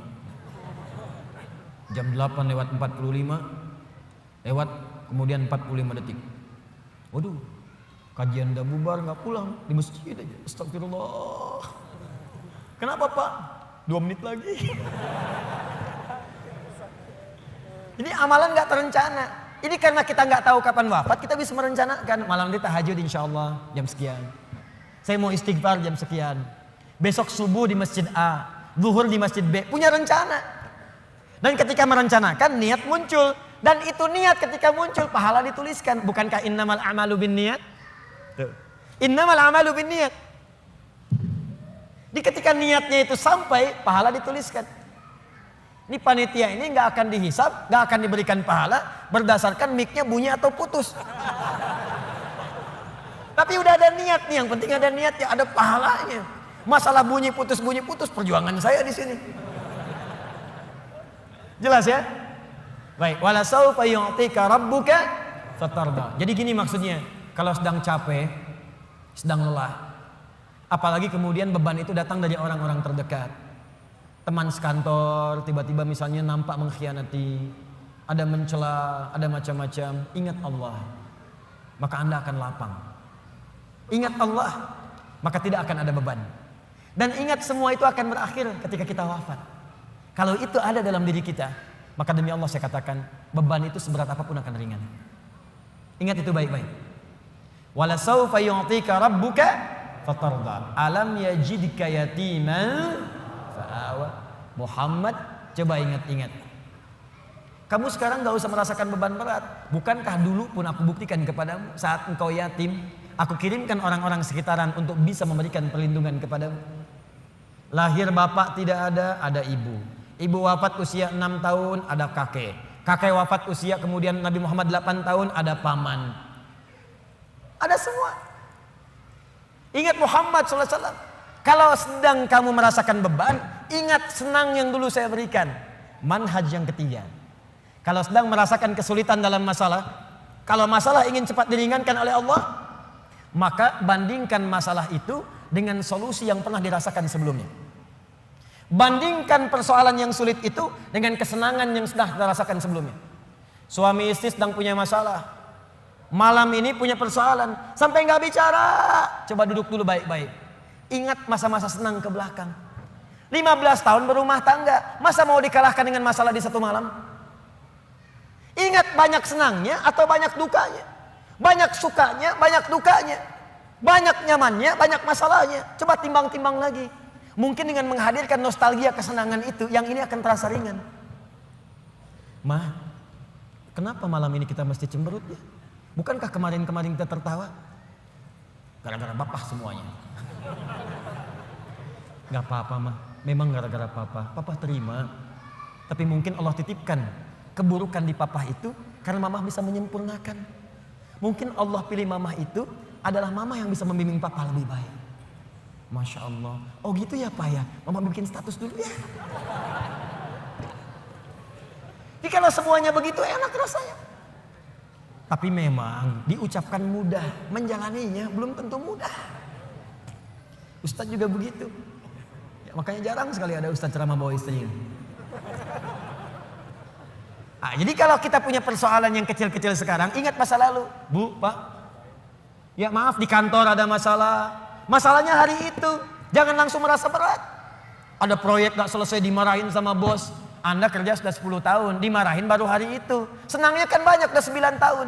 Masa persoalan sehari mengalahkan persoalan 9 tahun yang senang ke belakang? Kan tidak lucu. Anda gagal 1 ujian, 9 mata kuliah lulus semua. Masa harus meratapi diri pada yang 1 itu? Selesaikan. Mungkin di situ Allah ingin berikan anugerah supaya Anda paham lebih dalam. Mungkin disitulah kepakaran Anda supaya belajar lebih dalam lagi. Diangkat kemudian karena pakar itu, di masalah itu. Saya dulu itu setiap menghadapi pelajaran-pelajaran bahasa, apalagi balaghah, macam-macam dan sebagainya itu. Di situ perasaan awal pertama sulit saya hadapi. Begitu dihadapi rupanya Allah menginginkan kita lebih fokus pada masalah itu. Seakan awalnya susah, ternyata ada nikmat di balik itu. Itulah poinnya teman-teman sekalian. Jadi kalau Anda sedang merasakan kesulitan, ingat masa-masa lalu saat Allah memberikan banyak nikmat dalam kehidupan kita. Jelas sampai di sini? Baik. Wa wajadaka dhallan fahada. Ingat Muhammad, dulu engkau belum pernah punya pengetahuan seperti sekarang. Engkau belum dapat bimbingan dari wahyu seperti sekarang. Ini dhallan di sini jangan sembarangan menerjemahkan ya. Di Al-Qur'an itu ada kalimat serupa tapi maknanya bisa beda. Ghairil maghdubi 'alaihim waladdallin.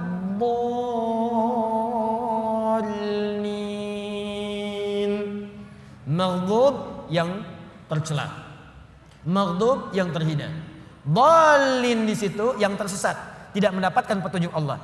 Tapi kalau di surah Wadduha itu jangan diartikan tersesat, bukan tidak mendapatkan petunjuk Allah, artinya yang belum mendapatkan bimbingan wahyu dari Allah Subhanahu wa taala.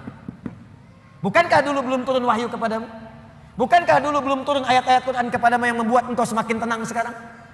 Lalu setelah itu fahada, datanglah kemudian ayat-ayat itu. Hada itu kata kerja, kata bendanya hudan. Al-Quran disebut dalam Al-Quran dengan nama hudan. Dzalikal kitabu la raiba fi hudan syahrul ramadhan alladzi unzila fihi al-Quran hudan linnas. Hudan. Wajadaka dhallan fahada. Muhammad, dulu kamu belum punya pengetahuan, sekarang dapat ilmu. Dulu kamu belum dapat bimbingan wahyu, sekarang dapat wahyu. Maksudnya apa? Ingat-ingat Muhammad. Sekarang saat kamu dapat beban seperti ini, jangan cepat banyak menyesali, karena banyak nikmat Allah yang lain yang bisa kamu hadirkan. Nikmat pengetahuan, nikmat kesehatan, nikmat mendapatkan bimbingan. Nah ini pun Bu, Pak, penting untuk disadari. Kalau sedang merasakan sulit di satu nikmat, maka ingat nikmat-nikmat yang lainnya. Misal, maaf ya, Ustadz saya diponis oleh dokter, jantung saya sakit Ustaz. Jantung kan sakit, tapi kan otak masih sehat, telinga masih sehat, lisan masih sehat, mata masih sehat. Salahnya manusia kadang-kadang mengaitkan penyakit dengan kematian. Teori wafat itu nggak butuh penyakit. Wafat itu kalau ajal tiba langsung wafat, nggak ada penyakit pun wafat. Banyak orang sehat wafat, banyak orang sakit bahkan sampai koma belum nyampe titik. Banyak orang sakit di rumah sakit, tapi yang meninggal bisa yang sehat duluan. Karena kaidah untuk wafat itu bukan penyakit, ajal tiba. La yastakhiruna sa'atan wa la yastaqdimun. Quran surah 7 ayat 34. Ini kesalahan manusia tuh kadang begitu. Divonis cancer, stadium 4. Waktunya tinggal sebulan lagi, nggak akan nyampe kalau belum nyampe. Nggak akan wafat kalau belum wafat. Nih saya kasih kisah nyata ya, ini nyata betulan. Ada orang divonis sudah berat nih, penyakitnya dalam, sampai dokternya mengatakan ini nggak akan tahan daripada 2 pekan secara medis. Orang ini mau berangkat haji, udah muntah-muntah, udah macam-macam, dia paksakan berangkat. Sampai dia bawa bekal, nggak apa-apa lah. Ini pakaian ihram saya, ini kisah nyata, sekalian jadi kafan saya. Berangkat ke sana, Bahkan keluarga sudah melepas dengan segalanya, kalau wafat nanti di tanah suci. Apa yang terjadi? Sampai di sana berangkat haji, tawaf muntah. Muntah darah. Berangkat lagi. Tawaf pertama kan umrah tuh, tawaf kudum. Selesai. Sampai kemudian masuk wukufnya Arafah, sudah sepekan. Berjalan lagi. Lontar jumrah, naik sampai puncaknya pun teman-teman. Dalam hal mabit saja di Muna, mabit di Muna, orang bisa ngambil nafar awal. Kalau sakit nafar awal, bahkan ada yang ditanduk selesai pulang. Ini tidak, sampai diselesaikan nafar akhir 3 hari. Tanpa sadar sudah lewat 2 pekan di Mekah. Masih sehat. 3 pekan makin merasa enak. Pulang ke tanah air, lebih daripada 25 hari pulang. Apa yang terjadi? Dicek lagi di dokter, ternyata penyakitnya hilang. Haji pulang penyakit hilang. Tiba-tiba bisa jogging, lari lagi di alun-alun, lari. Yang paling menyedihkan dan yang paling menggelikan, dokter yang memvonis Anda tinggal 2 pekan meninggal duluan. Dokter yang memvonis paling 2 pekan Pak, dianya meninggal duluan. Anda bisa bayangkan. Hati-hati Mas. Saya mah masih muda. Itu tuh yang banyak ubanan, udah bau tanah. Situ bau tanah, sini bau kuburan. Jadi kita nggak bisa menugak harap-harap meninggal di tanah suci, bisa kembali di tanah kusir. Harap-harap wafat di tanah kusir, wafat di tanah abang. Jadi bisa dimanapun, nggak bisa kita pilih.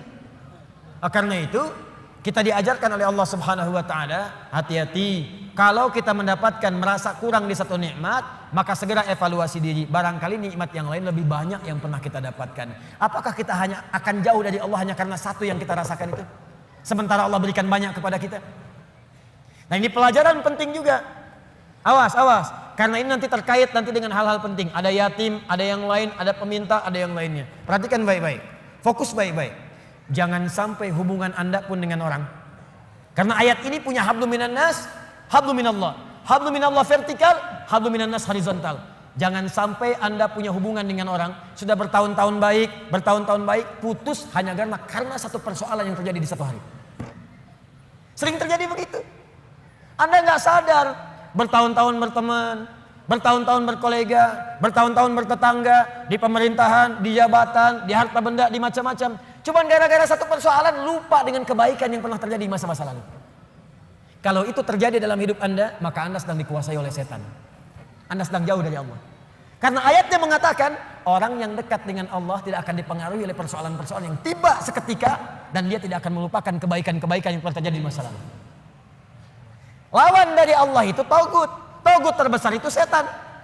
Allahu waliyul ladzina amanu yukhrijuhum minadh dhulumati ilan nur wal ladzina kafaru awliya'uhumut taghut. Tagut terbesar setan. Jelas sampai sini? Awas, hati-hati, kasusnya banyak terjadi. Banyak terjadi di pemerintahan karena masalah persaingan, sudah lama tiba-tiba sehari nggak sahabatan lagi. Di perdagangan karena masalah proyek satu, padahal sahabatan karena proyek satu, tiba-tiba jadi musuh yang sangat dalam. Bertetangga sudah puluhan tahun gara-gara pohon mangga, buahnya di si A, ya maaf, pohonnya di si B, buahnya ke si A, jatuhnya ke si A melulu, ribut, nggak selesai.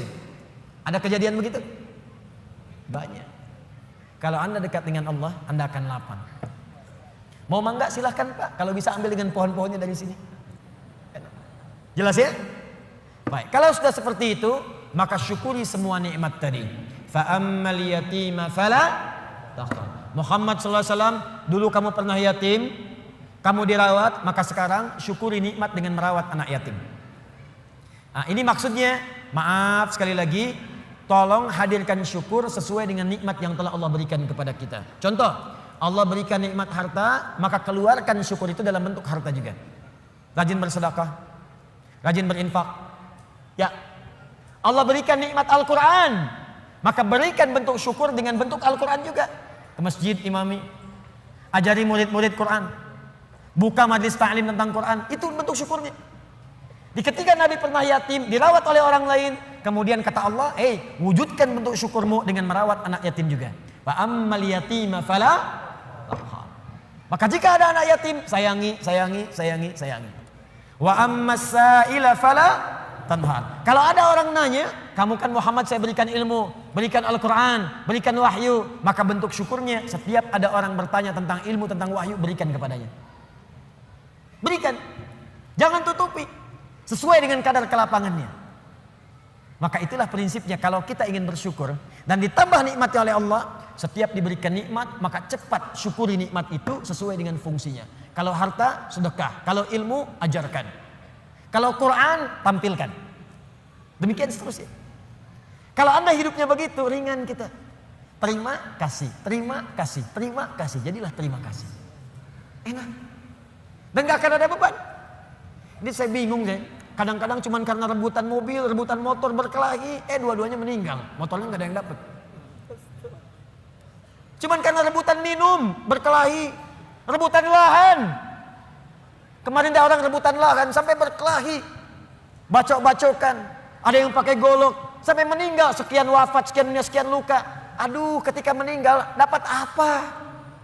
Tanahnya nggak dapat, lahannya nggak dapat. Apa yang didapatkan meninggal? Yang dibunuh meninggal, yang membunuh meninggal. Dua-duanya wafat, cuman statusnya beda di hadapan Allah. Karena itu jangan berlomba dengan urusan dunia, capek. Nggak elit, nggak keren. Wafatnya nggak dapat apa-apa. Setelah itu baru kan bicara kepada diri Anda. Nah, ini bagian terakhir. Wa amma bi ni'mati rabbika. Bagian terakhir. Dan kalau Anda mendapatkan nikmat dari Allah Subhanahu wa taala, untuk menguatkan dan mensyukuri nikmat itu, boleh Anda kemudian membincangkan nikmat itu. Kalimat Qur'annya fahadits, bukan fa'akhbir.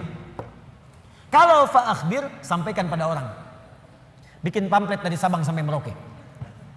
Alhamdulillah Allah berikan kepada saya nikmat rumah yang luas, pasang, bikin status di Facebook, bikin di Instagram, mobil baru, foto, ceklik. Alhamdulillah, nikmat Allah saya mendapatkan Lamborghini.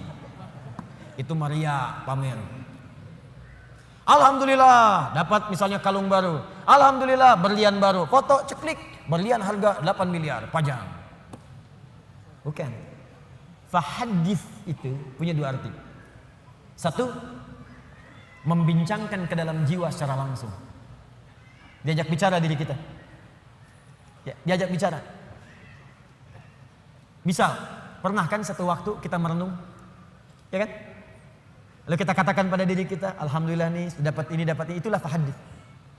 Jadi untuk mendekatkan diri kita dengan Allah, misal bisa konsisten tahajud malam, tahajud. Ajak bicara diri kita. Alhamdulillah, Allah telah memberikan nikmat tahajud. Besok harus tambah lagi, jangan sampai telat. Alhamdulillah Allah berikan nikmat Quran. Kamu jaga ya, kita jaga ya Allah. Mudah-mudahan masuk ke surga. Itu untuk menguatkan diri kita. Jadi kalau terbiasa dengan satu nikmat ibadahkah, nikmat hartakah, nikmat ketenangankah, untuk menguatkan nikmat itu hadir dalam jiwa kita, ada bicara diri kita. Supaya nikmat itu melekat kuat dalam diri kita dan terjaga sampai menghadap kepada Allah Subhanahu wa taala. Yang kedua, hadis itu bisa berarti berbagi sesuai dengan porsinya. Misal, seorang guru ingin motivasi muridnya yang khusus. Datang dia murid-murid khusus. Boleh berbagi pada muridnya. Alhamdulillah, anak-anakku sekalian, murid-muridku, Allah titipkan kepada saya hafalan Quran 30 juz. Yang dihafalkan dalam 6 hari misal. Allah berikan kepada saya sekarang titipan fiqh. Allah berikan titipan saya kepada saya misalnya titipan hadis. Itu tidak ditempuh dengan biasa-biasa. Mesti rajin tahajud, mesti rajin baca Al-Quran, mesti rajin sedekah, mesti ijtihad untuk belajar. Itu boleh, sah. Kalau ingin bisa disampaikan pada kalangan umum dan dikhawatirkan terlibat riya di situ, tidak sanggup dia menerimanya, maka sampaikan dalam bentuk yang umum. Alhamdulillah Bapak Ibu sekalian, kita sudah mendapatkan nikmat dari Allah, seperti Allah juga berikan nikmat kepada saya. Seperti mungkin Bapak Ibu lihat, alhamdulillah. Bapak Ibu juga punya nikmat dari Allah, alhamdulillah. Seperti halnya Allah berikan kepada saya juga kepada Bapak Ibu sekalian. Itu fahadits namanya. Disesuai dengan konteksnya, sesuai dengan keadaan orang yang diajak bicara. Di fahadits itu bukan kemudian mengupload nikmat di Facebook, mengupload harta benda di Instagram, lalu Anda tuliskan di situ rumah baru, fa amma bi ni'mati rabbika fahadits. Bukan begitu maknanya. Pulang dari haji boleh. Saya kumpulkan tetangga, untuk berbagi zam-zam, nggak usah bicara. Zam-zamnya dibagi, kurmanya dibagi. Wa amma bi ni'mati rabbika fahaddits. Mau berangkat boleh, minta doa, ya, datang misalnya, bagikan makanan misalnya sedekah. Setelah itu minta doanya, boleh silakan. Jadi pesan bagi mereka, kalau dia sekarang haji, besok lusa saya haji. Yang tidak boleh itu ria, yang tidak boleh itu sombong. Terima kasih Bapak Ibu sekalian. Di komplek ini telah datang sudi memenuhi undangan kami. Tolong didoakan insya Allah. Besok kami berangkat kloter pertama untuk menunaikan ibadah haji. Mohon didoakan lancar ya Bapak Ibu sekalian. Kami banyak dosa, kami minta maaf. Ini haji pertama kami. Mungkin juga yang pertama di komplek ini ya. Ya Pak RT belum haji, ya Pak RW belum haji, ya. Juga tetangga sekalian belum haji. Nanti di sana kami doakan insya Allah supaya cepat berhaji seperti kami sekarang. Habis pahala. Nyampe depan Ka'bah foto ceklik, kirimkan ke grup komplek. Hari pertama sholat di dekat Ka'bah. Habis. Itu bukan fa'amma bi ni'mati rabbika fahaddits. Jelas ya? Nah, kalau sudah begitu, maka lapang hati kita. Lapang. Dekat dengan Allah, ada beban hilang. Kekayaan datang tidak silau. Berbagi nyaman, enak gitu. Nikmat dibincangkan pun tenang. Kalau sudah tenang hati lapang, dalam bahasa Arab sesuatu yang lapang, sesuatu yang tenang itu disebut dengan syarah namanya. Kalau kelapangannya terasa dalam disebut dengan insyirah namanya. Maka setelah ad-duha diturunkan, hati Nabi merasa lapang, tenang. Karena ada berita. Bukankah Anda cari-cari berita dari anak, tiba-tiba hari ketiga nelpon, Assalamualaikum ayah, abi, Assalamualaikum umi. Bukankah hati menjadi lebih lapang? Insyirah, syarah. Maka turunlah kemudian surah yang selanjutnya. Alam nashrah laka sadrak. Bukankah aku sudah lapangkan keadaan hatimu? Ini isyarat. Jadi kalau kita dekat dengan Allah, tersambung dengan Allah, online koneksinya bagus, sinyalnya bagus, ibadahnya bagus, tenang, hati pun akan lapang. Maka semua persoalan itu bukan beban, tapi semua yang dibuat oleh Allah untuk membuat hati kita lebih lapang. Wa wada'na anka wizrak alladzi anqadha dhahrak. Dan Allah sudah hilangkan beban yang ada di pundakmu itu. Yang tadinya cacian, makian, ada fitnah, ada macam-macam, bahkan dari orang terdekat. Karena dekat dengan Allah dibuang oleh Allah seperti barbel yang ada di pundak tiba-tiba dilemparkan seketika. Bukankah atlet angkat berat itu begitu besinya diangkat langsung mulutnya kelihatan berubah, wajahnya berubah, naik ke atas. Tapi bagaimana ketika itu sudah dilemparkan, diangkat, lempar, pung, tenang. Alladzi anqadha dhahrak, buang, lempar. Jadi kalau orang dekat dengan Allah, begitu ingat Allah, semua beban yang besar pun seakan-akan dibuang, habis. Setelah itu apa yang terjadi? Ketika Anda bisa bersabar, lebih dekat dengan Allah lagi, lebih dekat dengan Allah lagi, maka yang terjadi, Allah bukan tenggelamkan Anda, tapi Anda akan diangkat di hadapan Allah Subhanahu wa taala. Wa rafa'na laka dzikra. Disebut nama Anda di langit. Si fulan, abdi, hambaku. Si fulan, lihat hambaku, hambaku. Diuji dengan musibah seberat apapun dia tenang saja. Dia dicaci tidak membalas. Dia dihina dia bersabar. Bahkan orang terdekatnya mengkhianati dia sabar. Diangkat derajatnya oleh Allah. Dan satu kali diputar oleh Allah. Ja'al haqq wa zahaqal batil. Innal batila kana zahuqa. Satu hari kemudian terbukalah kemudian yang nyata itu, maka yang buruknya hilang, yang baiknya muncul. Bukankah Yusuf alaihissalam pernah difitnah? Bukankah Yusuf alaihissalam pernah masuk penjara? Bukankah Yusuf alaihissalam pernah masuk ke dalam sumur? Bukankah beliau kemudian pernah disiksa? Bukankah beliau pernah dihujat? Tapi apa yang terjadi? Ketika beliau naik jadi menteri, membebaskan Mesir dari kelaparan, datang kemudian punya jabatan, apa yang terjadi? Ditukar semuanya menjadi baik. Wa rafa'na laka dzikrak, diangkat oleh Allah dan semua masa-masa suram itu hilang seketika. Sekarang saya tanya pada Anda, tidak pernah ada menyebutkan Nabi Muhammad SAW, bukankah yang terbayang kebaikannya saja? Bukankah yang terbayang ketakwaannya saja? Bukankah yang terbayang kemuliaannya saja? Semua beban ketika sedang sholat ditaruh kotoran di atasnya. Ketika beliau berdakwah dilempari di Taif dengan batu. Ketika kemudian beliau sedang tidur akan diusir dikepung oleh 100 pemuda. Semua siksaan, semua tantangan. Tapi apa yang terjadi? Ketika hijrah, semua lapang, balik ke Mekah, wa rafa'na laka dzikrak, diangkat semuanya. Tidak ada yang menyebutkan Muhammad kecuali semua kebaikan. dan orang-orang sekitarnya kembali menjadi baik. Bagian terakhirnya, kalau Anda ingin mendapatkan ini semua tidak mudah kata Allah. Bagaimana cara mendekat kepada Allah yang pertama? Maka rumus yang pertamanya, sebelum Anda lakukan dengan pendekatan ibadah kepada Allah, maka Allah berikan rumus cepat. Perhatikan rumus cepatnya. Perhatikan rumus cepatnya. Kalau sedang punya masalah besar dan masalah itu ingin cepat dibuang dari benak Anda, tidak membebani pikiran Anda, maka keluarkan rumus ini dalam kehidupan. Lihat kalimatnya. Inna ma'al. Lihat. Alladzi anqadha dhahrak wa rafa'na laka dzikrak. Fa inna ma'al usri yusra. Kalau Anda sedang punya masalah kata Allah, langsung tanamkan pada jiwa Anda. Kalau perlu berkali-kali, yakinkan pada jiwa Anda, setiap ada masalah pasti ada solusi. Itu cara mengemas kalimatnya. Setiap ada persoalan pasti ada solusinya. Bahasa gampangnya begini, kalau punya masalah langsung hadirkan di benak kita, pasti ada solusinya. Pasti selesai. Nah, orang begitu itu lebih ringan dibandingkan bikin status. Engkau tidak seperti yang aku kira. Rupanya engkau mengkhianatiku di belakangku. Terus nungguin status, disebarin ke orang, capek. Ping dibaca. Kunaon, Cek? Itu biasa, abi mah sabar. Capek. Buat apa? Yakinkan Allah tidak akan menguji saya kecuali saya sanggup. La yukallifullahu nafsan illa wus'aha. Yang kedua apa? Inna ma'al usri yusra. Ini pasti selesai. Ini catat kalimat saya. Catat baik-baik. Dalam bahasa Arab, usrun itu kesulitan yang paling pekat. Sangat sulit. Kalau kesulitan relatif namanya su'bun. Su'bun su'ubah. Bagi si fulan sulit, bagi yang lain mudah. Su'bun. Tapi Allah tidak pernah mengatakan begini. Inna ma'as su'ubati yusra. Gak pernah. Kalau su'bun, si fulan gampang, yang lain susah. Saya tanya begini deh. Maaf ya.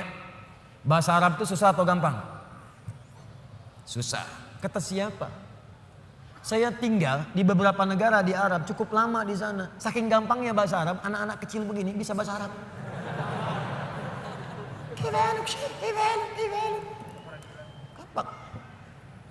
2010 saya di Mekah.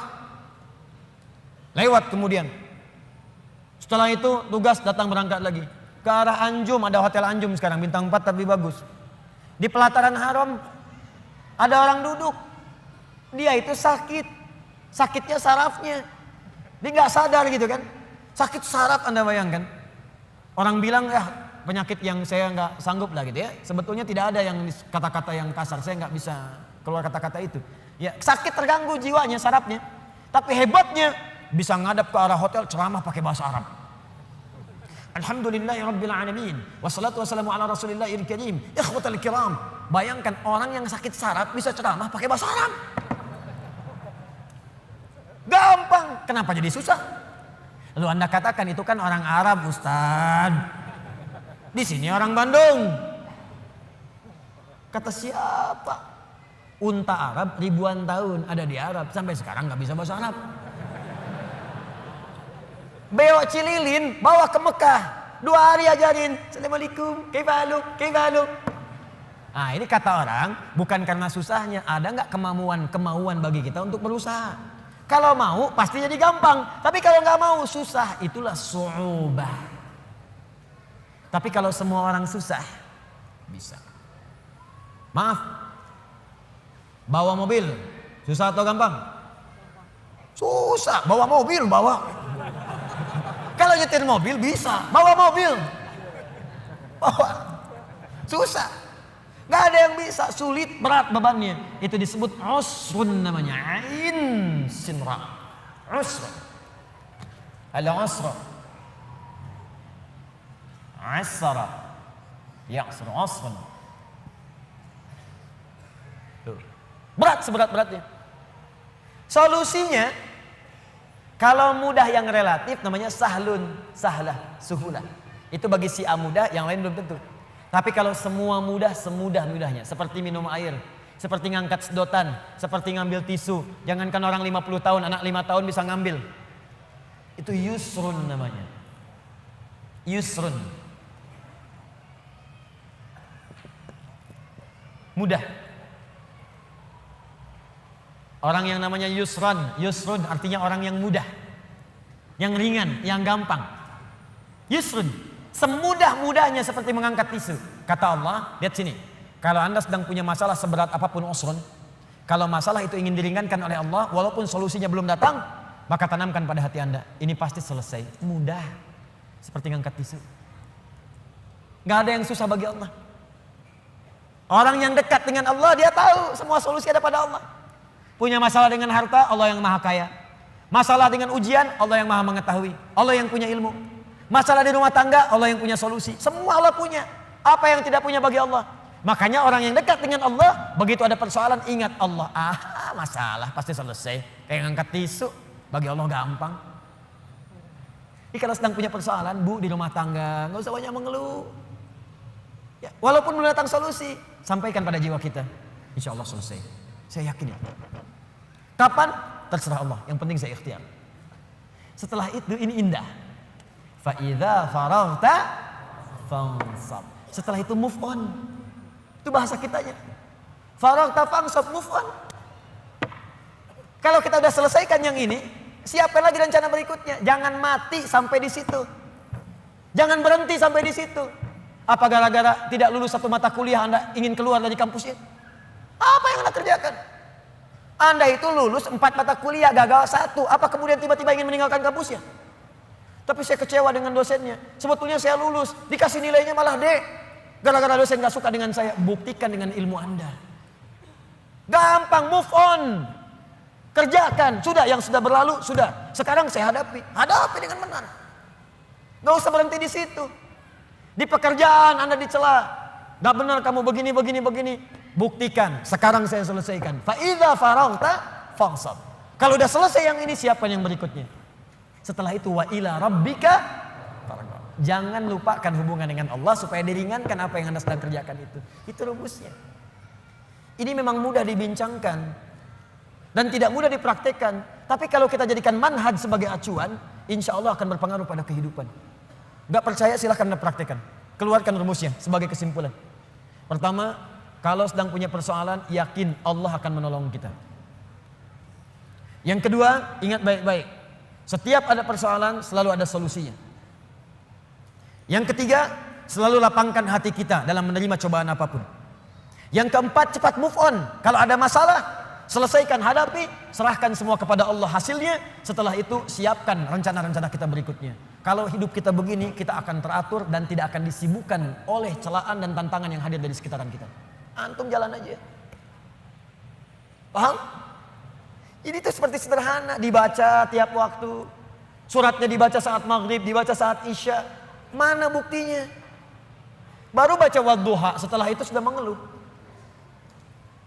Wala sawfa yu'tika rabbuka fatarda, sampai ujungnya wa amma bi ni'mati rabbika fahaddits. Assalamualaikum warahmatullahi wabarakatuh. Assalamualaikum warahmatullahi wabarakatuh. Kenapa akhi? Masalah saya belum selesai. Sabar, terapkan. Jelas sampai di sini? Nah, karena itu kesimpulan dari materi kita malam hari ini, pertama, selalulah mendekat kepada Allah Subhanahu wa taala agar hidup kita lebih mudah. Saya ulang, selalulah mendekat kepada Allah Subhanahu wa taala agar hidup kita lebih mudah. Yakin, Pak, Bu, yakin. Allah itu pencipta kita, Allah yang punya solusi dari semua masalah kita. Anda dekat dengan Pak Wali Kota, pekerjaan Anda mudah di kota. Anda dekat dengan Allah, apa yang tidak mudah bagi Allah? Anda kan kalau keluar dari Bandung sulit juga. Pejabat di kota Bandung, masuk kabupaten belum tentu bisa mudah. Pejabat di Jawa Barat, masuk ke Sumatera belum tentu mudah. Pejabat di Indonesia, masuk ke Afrika belum tentu mudah. Anda dekat dengan Allah, di mana batasan Allah? Gak ada. Dimanapun Anda, mudah.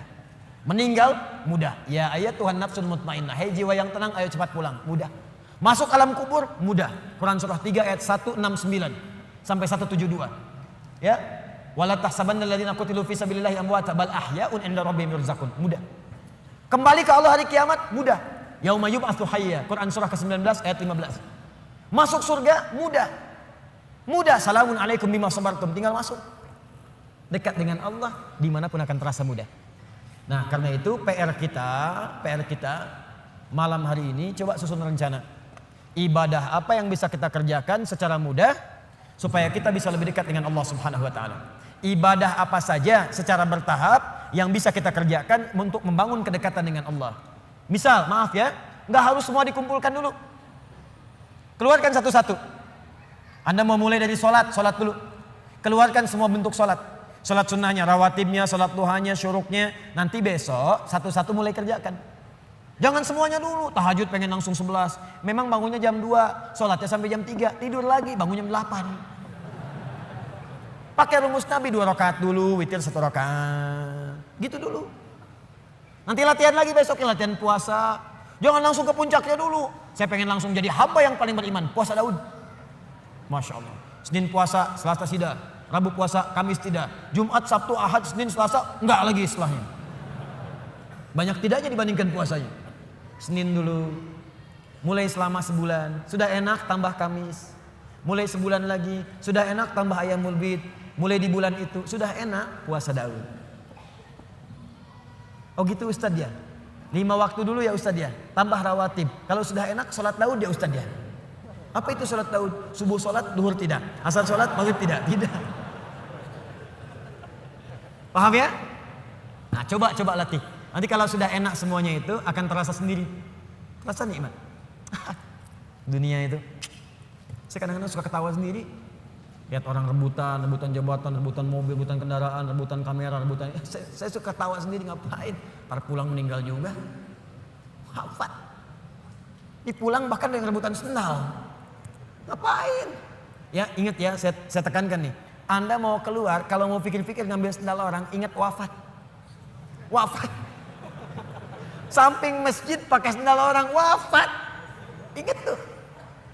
Gak jadi Anda. Gak jadi. Ya ingat tuh kalau sedang jadi pejabat, pengen tanda tangan. Ditawarin tuh. Ya disuruh korupsi, disogok, ingat wafat. Wafat. Begitu mau dikasih, ngasih apa tuh? Ada FIFA. Wafat kamu sekarang. Wafat sekarang. Wafat. Oh masa sih Pak wafat? Tobat kamu, tobat. Tapi 1 triliun Pak. Gede gini. Ayo istihoroh. Ingat ya. Itu poinnya, dekati diri kita dengan Allah. Setelah itu, lihat apa yang terjadi. Rasakan bedanya, bedakan rasanya. Pasti akan terasa bedanya untuk kita semuanya.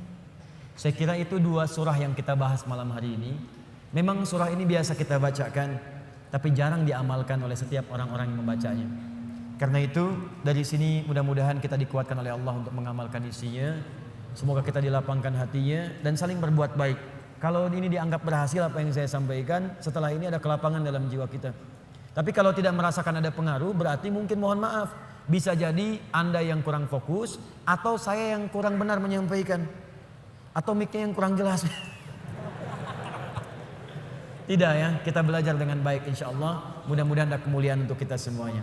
Baik teman-teman, izin saya menyampaikan informasi. Pertama, ini besok saya jadikan edisi spesial di Kota Baru Parahyangan, Masjid Ar-Rahman.